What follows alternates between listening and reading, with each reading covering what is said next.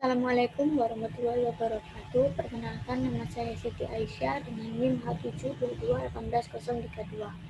Di sini saya akan menjelaskan hasil pengolahan data yang sudah saya lakukan, yaitu berjudul Analisis Pengendalian Kualitas Air PDAM Surya Sembada Kota Surabaya dengan menggunakan Individual Moving Range.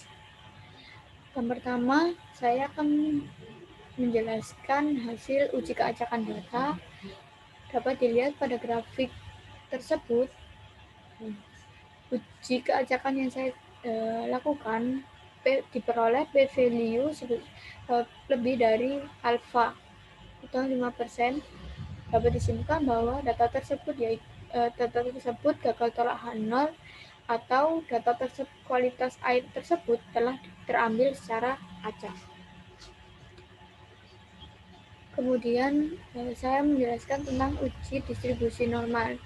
Berdasarkan gambar tersebut, dengan menggunakan uji distribusi normal Kolmogorov-Smirnov diperoleh pada variabel KMNO4 diperoleh 0,125, kekeruan diperoleh 0,145, serta sisa klor diperoleh 0,151. Dapat disimpulkan pada setiap variabel p-value itu lebih dari alfa, yaitu 5%. Maka data tersebut gagal tolak H0 atau data tersebut berdistribusi normal. Selanjutnya yaitu peta kendali IMR. Pada gambar tersebut masih ada titik yang belum terkendali. Maka data tersebut harus terkendali agar sesuai dengan standar kualitas yang sudah ditetapkan. Berikut yaitu grafik peta kendali IMR setelah terkendali. Pada variabel KMNO4 pada grafik individual value diperoleh X bar sebesar 7,52, UCL sebesar 8,55 dan LCL sebesar 6,49. Sedangkan pada grafik moving range MR bar sebesar 0,38, UCL sebesar 1,26 dan LCL sebesar 0.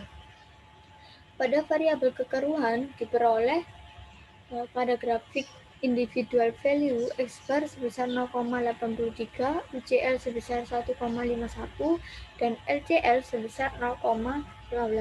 Sedangkan pada grafik moving range MR bar sebesar 0,25, UCL sebesar 0,83 dan LCL sebesar 0. Pada variabel sisa klor diperoleh pada grafik individual value X bar sebesar 0,82, UCL sebesar 1,43 dan LCL sebesar 0,20. Sedangkan pada grafik moving range MR sebesar 0,23, UCL sebesar 0,75 dan LCL sebesar 0. Berikut yaitu diagram sebab akibat.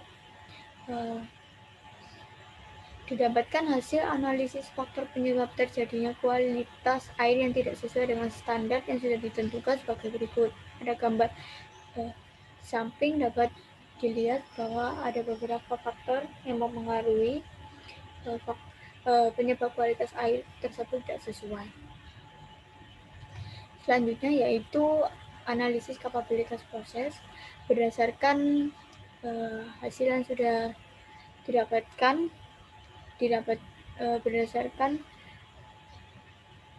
dapat diketahui bahwa CP pada variabel KMNO4 sebesar 0,47, kekaruan sebesar 0,68 dan sisa klor sebesar 0,8. Dan hasil CPK pada variabel KMNO4 sebesar 0,47, kekaruan sebesar 0,66 dan sisa klor sebesar 0,62.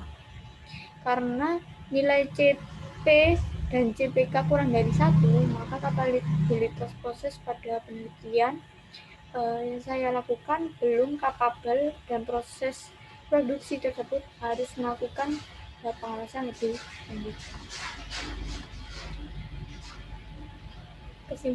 Kesimpulan berdasarkan penelitian di atas dapat disimpulkan bahwa data kualitas air PDAM Surya Sembada diambil secara acak dan berdistribusi normal.